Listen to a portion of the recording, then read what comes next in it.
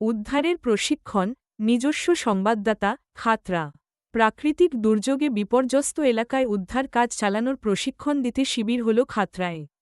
বাঁকুড়া জেলা প্রশাসনের নির্দেশে খাতড়া মহকুমা বিপর্যয় মোকাবিলা দফতর ও মহকুমা প্রশাসনের ব্যবস্থাপনায় বৃহস্পতিবার খাতড়া গুরুসদয় মঞ্চে শিবিরটি হয়। প্রশিক্ষণ দেন কলকাতা থেকে আসা জাতীয় বিপর্যয় মোকাবিলা বাহিনীর 2nd ব্যাটালিয়নের কর্মীরা। কেউ জলে ডুবে গেলে, কোথাও আগুন লাগলে, কাউকে সাপে কামড়ালে বন্যা কবলিত লোকজনকে উদ্ধার করতে কী করা উচিত সহ নানা কৌশল শেখান তারা। উদ্ধারের কৌশল প্রদর্শন করেন এনডিআরএফ এর কর্মীরা।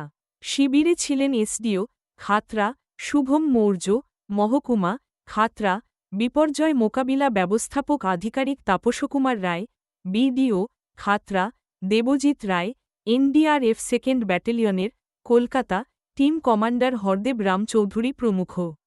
বিডিও, খাতড়া, জানান, খাতড়া, হিরবাদ, রানীবাঁধ ও ইদপুর ব্লকের বিভিন্ন পঞ্চায়েতের কর্মী, খাতড়া কলেজের এনসিসি বিভাগের ছাত্রছাত্রী, খাতড়া বিপর্যয় মোকাবিলা বাহিনীর কর্মী সহ এলাকার কয়েকটি স্কুলের বেশ কিছু পড়ুয়া সহ প্রায় শতাধিক জন শিবিরে যোগ দেন।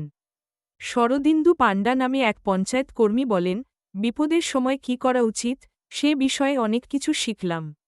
খাতড়া বিপর্যয় মোকাবিলা ব্যবস্থাপক বলেন, সামনেই বর্ষা।